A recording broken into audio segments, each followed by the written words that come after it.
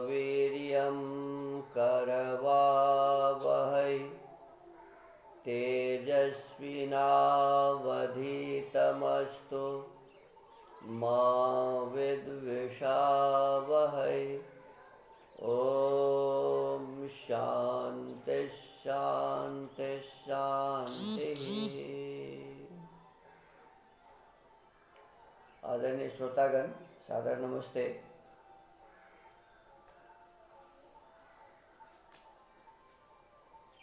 उपनिषदों में ईशोपनिषद अपने आप में बड़े ही महत्वपूर्ण के हैं और ईशोपनिषद के मूल सिद्धांतों को ही अन्य सभी उपनिषदों में बखान किया हुआ है। इसी की व्याख्याएं हैं। जिस प्रकार से ईशोपनिषद में परमात्मा का स्वरूप है, मनुष्य के कर्म है, हमें क्या करने चाहिए क्या नहीं करने चाहिए, हमें मोक्ष की प्राप्ति कैसे होगी, इन सब विषयों का ही वर्णन अन्य सभी उपनिषदों में है। तो कहा जा रहा था कि अपने इस जीवन को शुद्ध और पवित्र बनाने के लिए सबसे मूल बात जो है वो ये है कि हम अपने शरीर को शुद्ध रखें, पवित्र रखें, स्वस्थ रखें। हमारी जो इंद्रियां हैं, ज्ञानेंद्रियां, कर्मेंद्रियां, इन सब को ठीक रखें। अपने मन को हम मजबूत बनाएं। हमारी मानसिक उन्नति ठीक ढंग से होनी चाहिए और इसके लिए हमें प्राणायाम करना चाहिए। अनेक प्रकार के अच्छे विचार मन से विचारने चाहिए और इस प्रकार से हमारी मानसिक उन्नति होती है। और फिर कहा कि शारीरिक उन्नति, मानसिक उन्नति के साथ साथ हमारी आत्मिक उन्नति भी होनी चाहिए। और आत्मिक उन्नति के लिए कहा कि जो कुछ भी हम अपने मन से ईश्वर के संबंध में विचार करते हैं, परमात्मा के किसी एक नाम को मान लीजिए, जैसे हम ओम इस नाम का जप करते हैं, तो जप के अर्थ की भावना करते हैं कि ओम तो रक्षा करने वाला है। तो मन से विचारते हैं कि ओम का अर्थ रक्षा करने वाला है और इसी को जब हम अपने जीवन में धारण करते हैं, अपने आत्मा में धारण करते हैं, जब हम परमात्मा जिस प्रकार से हमारी रक्षा कर रहे हैं वैसे ही अन्य जीव जंतुओं, अन्य मनुष्यों का जब हम रक्षण करते हैं, जब हम उसे अपने इस शरीर से उसका सम्मान करते हैं, आदर करते हैं, उसकी सेवा करते हैं, तो यही उसकी रक्षा करना हुआ। और जब हम दूसरे जीव जंतुओं की रक्षा करना प्रारंभ कर देते हैं विचारने के पश्चात, तो यही आत्मा की उन्नति है। जब हम किसी शब्द को क्रिया में उतार देते हैं तो क्रिया करने का नाम ही आत्मा की उन्नति है। श्रेष्ठ विचारों को विचारना और फिर उसे अपने जीवन में धारण करना, उसे क्रियान्वित करना, तो इससे हमारी आत्मिक उन्नति होती है। तो इस प्रकार से हम अपने इस जीवन को सुंदर और श्रेष्ठ बनाते हैं। इसके लिए सबसे आवश्यक ध्यान होता है। लेकिन ध्यान के संबंध में भगवान कपिल कहते हैं, महर्षि कपिल, कि ध्यानं निर्विषयम मनः, मन में किसी भी प्रकार के विषय की चिंतन न हो, विषय हट जाए, इसका नाम कहते हैं कि ये ध्यान है। इसका मतलब है कि निर्विषयम का मतलब ये है कि हमारे जीवन को जो नुकसान पहुंचाने वाला विचार है, हमारे आत्मा के उन्नति को जो रोकने वाले विचार हैं, हमारे शारीरिक उन्नति को जो रोकने वाले कार्य हैं, इन विषयों के बारे में विचार न करना, उसे अपने चित्त से हटा देना, ये है निर्विषयम मनः। अर्थात सांख्य की परिभाषा अनुसार ध्यान मन को निर्विषय करने को कहते हैं। मन को निर्विषय करने का अर्थ यह है कि मन का इंद्रियों से काम लेना, जिससे जागृतावस्था बना करती है, इस प्रकार की बातें छूट जाए। माने मन और इंद्रियों का जो संबंध है, मन जो इंद्रियों से काम लेता है, इससे वो अलग हो जाए, तथा मन का अपने भीतर काम करना भी, जो स्वप्नावस्था में लोग स्वप्न आदि देखते हैं, ये भी बंद हो जाए। इसका तात्पर्य है कि जागृतावस्था ही में योगी अपनी वह अवस्था बना ले जो सुषुप्ति में हुआ करती है, और जिसमें मन पूर्ण रीति से निष्क्रिय हुआ करता है। यहाँ बताया कि आत्मा की दो प्रकार की शक्तियां हैं।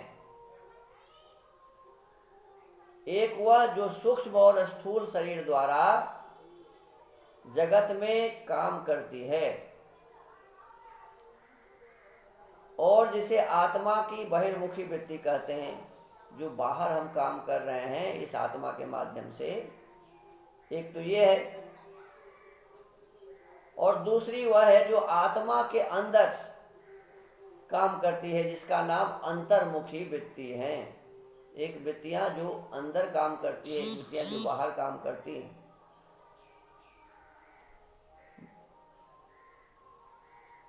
दोनों वृत्तियां एक साथ काम नहीं कर सकती, या तो अंदर काम होगा या बाहर काम होगा। और दोनों एक साथ, यदि हम चाहें कि भाई दोनों वृत्तियां एक साथ काम करती हैं और न दोनों बंद हो जाए एक साथ, तो ये भी नहीं हो सकता। हम दोनों वृत्तियों को एक साथ बंद भी नहीं कर सकते, या तो बाहर हम काम करेंगे या भीतर काम करेंगे, दोनों एक साथ बंद हो जाएगा, ऐसी बात वाली बात नहीं है। यह एक वृत्ति बंद कर दी जाए तो दूसरी स्वयं काम करने लगती है। बाहर की वृत्तियां बंद हो जाए तो भीतर आंतरिक वृत्तियां काम करना शुरू करती है, और यदि आंतरिक वृत्तियां काम करना बंद कर दे तो बाहर। तो अभी ज्यादातर इसी प्रकार के लोग हैं जो आंतरिक वृत्तियां उनकी काम नहीं करती और बहिर्मुखी बने हुए हैं।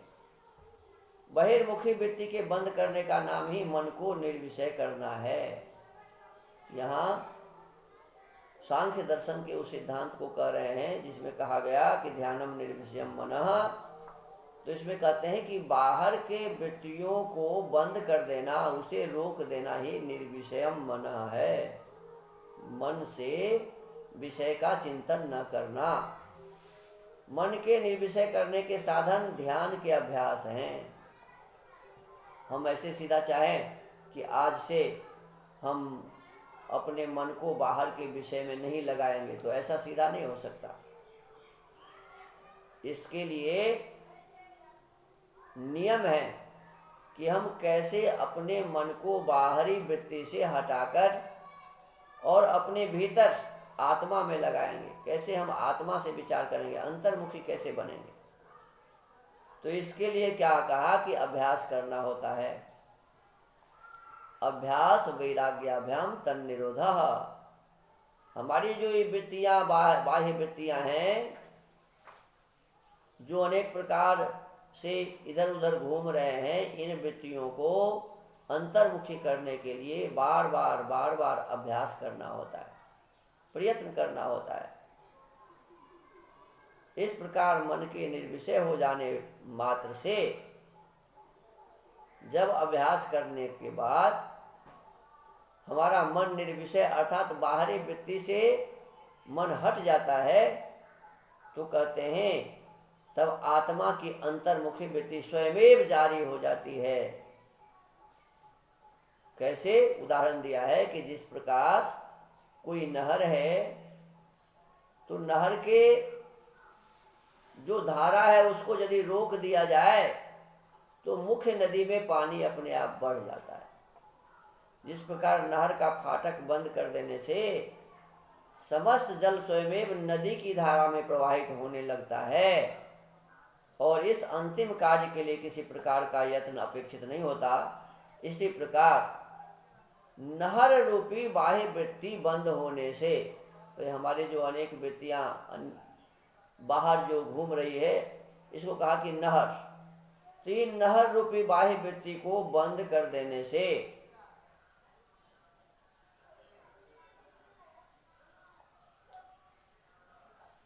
समस्त जल स्वयमेव आत्मा की धारा में, ये आत्मा जो है ये नदी स्वरूप है। नहर रूपी बाह्य वृत्ति बंद होने से आत्मा रूपी नदी में अंतर्मुखी वृत्ति रूप जल स्वयमेव प्रवाहित हो जाता है। जब बाहर से वृत्तियां काम करना बंद कर देती है, तो कहते हैं इसके बंद होने से फिर आत्मा रूपी नदी में अपने आप वृत्ति रूपी जल स्वयं प्रवाहित होने लगती है, अर्थात आत्मा में हम विचार करने लगते हैं, अंतर्मुखी हो जाते हैं। कहते हैं यही वह अवस्था है जिसका उपर्युक्त मंत्र में उल्लेख है।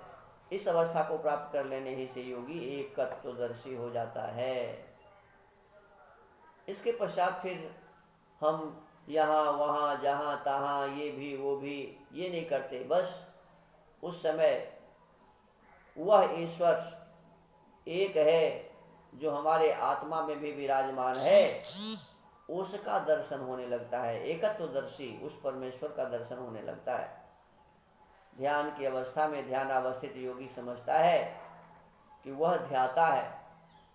कहते ध्यान की अवस्था में हमें ये पता होता है कि मैं ध्यान करने वाला हूँ। ध्यान की अवस्था में योगी को ये पता होता है कि मैं हूँ, मैं ध्यान कर रहा हूँ, ऐसा उसे जानकारी होती है। और मैं जिस ध्यान की क्रिया कर रहा हूँ वो किसी ध्येय को प्राप्त करने के लिए, अर्थात ईश्वर को प्राप्त करने के लिए। तो योगी जो ध्यान कर रहा है वह ध्याता है।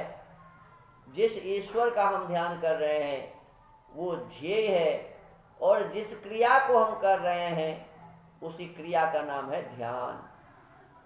तो ध्याता अर्थात ध्यान करने वाला, ध्येय अर्थात जिसे प्राप्त करना है, और जिस क्रिया के माध्यम से हम ईश्वर को प्राप्त करते हैं वही ध्यान है। तो ध्यान रूपी क्रियाएं करता है, परंतु जब ऊंची समाधि अवस्था में पहुंचता है, ध्यान से भी ऊंची अवस्था बन जाती है, तो कहते हैं उस अवस्था में जब व्यक्ति पहुंचता है, योगी पहुंचता है, तब ध्याता और ध्यान दोनों का ज्ञान तिरोहित हो जाता है। योगी अपने आप को इस अवस्था में ले आता है कि केवल वो ध्येय रह जाता है, जो ईश्वर हमें प्राप्त करना है, जो परमात्मा हमें प्राप्त करना है, जिस परमात्मा को, उस परमात्मा के अलावा योगी अपने इस शरीर को भी भूल जाता है, अपने आप को भी भूल जाता है। जिस क्रिया को कर रहा है उस क्रिया को भी भूल जाता है। क्यों? कि जिस क्रिया को करके जिसे प्राप्त करना था वो प्राप्त कर लिया। तो कहते हैं ध्यान, परंतु जब ऊंची समाधि अवस्था में पहुंचता है तब ध्याता और ध्यान दोनों का ज्ञान तिरोहित हो जाता है, और केवल ध्येय ईश्वर ही उसके समस्त ज्ञान का लक्ष्य रह जाता है। और उस समय योगी की वही अवस्था होती है जिसके लिए अपना एक मुंडकोपनिषद है। उस मुंडकोपनिषद में कहा गया है कि ब्रह्म ही वेदमृतं पुरस्ताद ब्रह्म पश्चात ब्रह्म दक्षिण तश्चोत्तरेण अधस चोर्ध्वं च प्रसृतं ब्रह्म ही वेदं विश्वमिदं वरिष्ठम। कहते हैं इदम अमृतम, कहते हैं यह अमृत रूप ब्रह्म एव ब्रह्म ही है। पुरस्ताद कहते हैं आगे वही ब्रह्म है, पश्चात पीछे वही ब्रह्म है, दक्षिणतः दाहिने तरफ वही ब्रह्म है, और उत्तरेना बाएं तरफ वही ब्रह्म है, अधः नीचे वही ब्रह्म है, ऊर्ध्वम ऊपर भी वही ब्रह्म है, प्रसितम फैला हुआ ब्रह्म ही है, इदम विश्वम यह सब विश्व, यह अत्यंत श्रेष्ठ ब्रह्म ही है। इस संपूर्ण संसार में उस ब्रह्म ही को सब जगह देखा जा रहा है।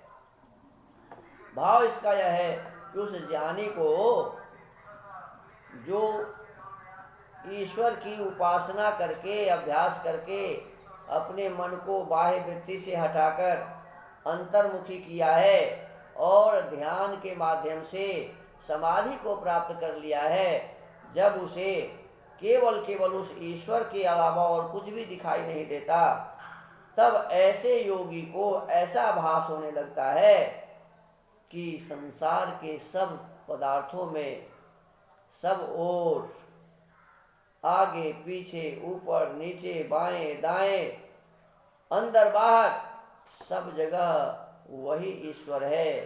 इसी अवस्था के बारे में कोई कवि कहते हैं कि जिधर देखता हूं उधर तू ही तू है। चाहे किसी भी परिस्थिति में हम हैं, उस ईश्वर के अलावा और कुछ भी हमें नहीं दिखता है। तो हमें इस विषय वस्तु को विशेष रूप से ध्यान रखना चाहिए। उस परम ब्रह्म परमेश्वर का जो संपूर्ण संसार में व्याप्त है, जो हमारे अंतःकरण में भी विराजमान है, जो सब जगह विद्यमान है, उस ईश्वर के अलावे हमें और कुछ भी ध्यान न रहे, इस प्रकार की अवस्था हमें योग साधना के माध्यम से, अभ्यास के माध्यम से, वैराग्य के माध्यम से अपनी बनानी चाहिए। और यही आत्मिक उन्नति है। जो जितना अधिक अपनी आत्मा की उन्नति कर लेता है, वह उतना ही उच्च स्तर को प्राप्त करता है और अंत में मोक्ष को भी प्राप्त करता है। तो इसी के साथ आज के इस स्वाध्याय के क्रम को यहीं विराम देते हैं। सबको नमस्ते, सबको धन्यवाद। ओम।